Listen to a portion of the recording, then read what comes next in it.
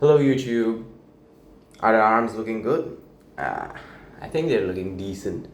But come on.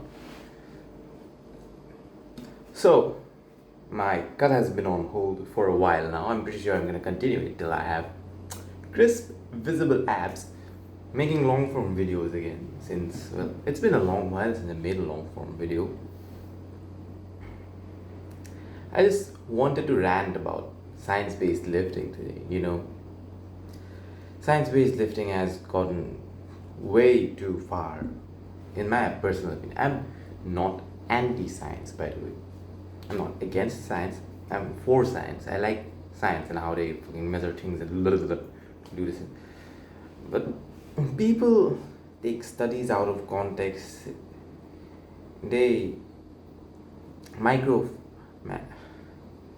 They focus. What was the word again?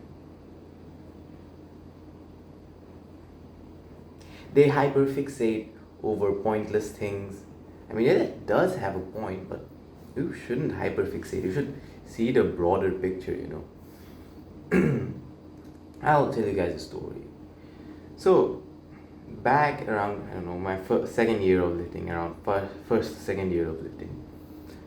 Back then, push pull legs was the big thing, and I used to watch a lot of YouTubers who said, you don't need direct shoulder work because your flat presses would take care of that.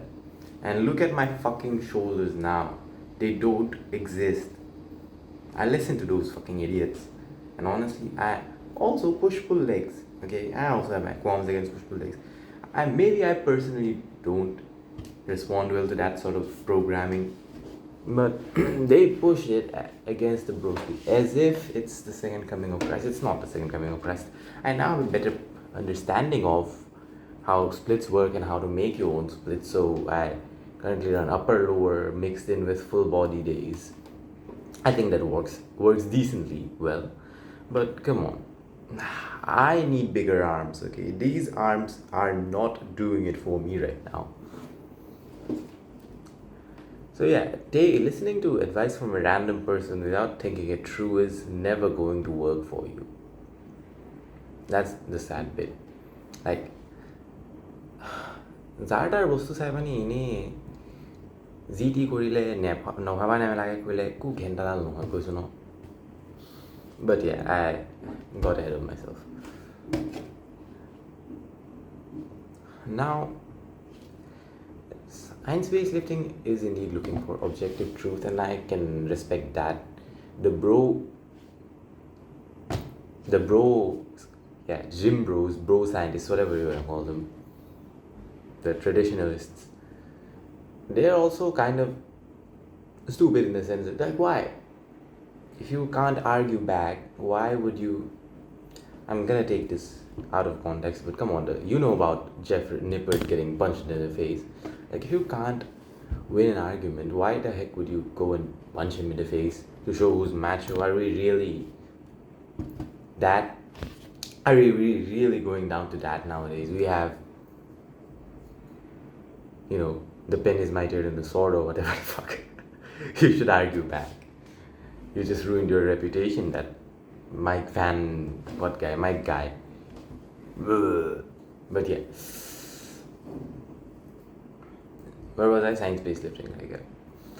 Lifting is a very personal journey, in my opinion. It's very close to my heart, and lifting is something that you are going to do, not a group of people. A study studies a group of people and finds average results. Of course, they are helpful. Like, come on.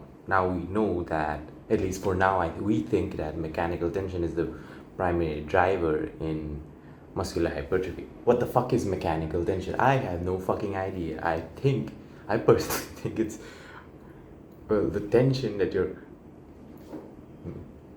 tension inside. I'm equating it to tension in science class, the fibers pulling each other apart. The more tension you can apply on it without activating whatever the fuck. I don't give a shit. I don't read the studies. But yeah, mechanical tension. I look like someone who doesn't read the studies. Come on, I'm bro as well. I do listen to the interpretations of the studies by other people. That is not the way you should actually engage with science. But that's all I can do right now. Most studies are fucking paywalled. And are they paywalled? I don't know, man. I try to Google and find them to be paywalled. That's not nice, is it? And oh yeah, science-based lifting. Science-based lifting. Lifting is a very personal thing. I think I touched on that a while ago. But yes, it's a personal journey, okay? I'm trying to think of an analogy here, but let's take penicillin for example. Penicillin is great, what is it? Antibiotic, right? Yeah, it works on a lot of people. One would say penicillin is science based, would you not? Penicillin basically works, but is it possible that there might be some people who have a penicillin allergy? Well, if you give them penicillin, it will only show adverse effects. Yes, they do exist. So I think we can think about lifting in the same sense. So if you give them penicillin, it won't work. So in lifting, for example, one lift might be very good for some person, but another person who just is built different or has different leverages or something like that might not respond to the same lift the same way. So for example, someone might grow their delts really well with bench press, but there might be some guy whose own tricep blow up and chest blows up. Just some thought. But hey, the optimal bros say don't bench press ever. I will not stop doing bench press because they're fun. An important thing about lifting is people stick to it only when it's fun. If the optimal shit is fun for you, do it. Honestly, I don't hate you. It makes sense, yeah. But like, come on, you have to balance it with fun, right? You got hyper fixating over certain things and things like that. You'll optimize one thing, but you won't be able to optimize other things. And a huge focus on isolations now. I mean, I get it, okay? Isolations are goated. As a person with tiny delts, I realize their importance. But at what point does it become fucking crazy? Like, do I really need an isolation for every tiny muscle group on my body? It's gonna take so long to train my entire body. I don't want my workout sessions to be more than 2.5 hours. Oh, someone might say, you just train lazy.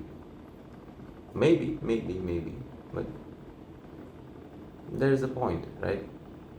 After a point in time, it just is not effective, not efficient anymore, not time efficient. I think you could use isolations. You should mostly use isolations to bring up parts that aren't really doing that well on your body. Like, I do a lot of arm isolations. They are necessary for me. Arm and delt isolations. I don't do lat isolations because my lats are already decent. Same goes for quads. I don't need to do leg extensions or some weird variation on the Smith machine that's supposed to blast my quads. It's not necessary for me because barbell squats have already given me decent legs. I do need calf isolation, however, and I do those. So yeah, isolation work should be used when it is necessary. Also, don't be too stingy with isolation work. Try to include it. I try to include more isolation work for things that I want to grow up though. What else can I talk about? Some guy in the comment section might pop up and say, oh, but you're wrong about this and that. Maybe, honestly, I don't care. I'm not reading off a script here. I'm just yapping about what's on my mind right now. Uh, oh yeah, Keenan flaps. I went about optimal exercises because of Keenan flaps. People think Keenan flaps look stupid, but I don't get why people think that. Like, gonna compare it to a pull-up, but so when you do a pull-up, your hands are up here and you pull like this, right? A pull-up or a pull-down or whatever. And in a Keenan flap, you fix your humerus. This is the humerus right here, radial shit. So you fix your upper arm and then you pull like this. So isn't it basically just a fucking pull-up? If the pull-up is great for your back, then why is a Keenan flap not great for your back? I just pointed it out because I think Keenan flaps are interesting. I'll probably try them, but setting the Keenan flaps up sounds like a nightmare to me. So yeah, that's about Keenan flaps. What else? How have I been? I traveled to Bhutan. Do you know about Bhutan? It's a nice country, a day trip to Bhutan. I'm not gonna make any vlogs about Bhutan though. It's a nice place. The food is nice, the people are nice, and it's clean. Cleaner than this shithole that I live in right now. So yeah, that's about it. Peace.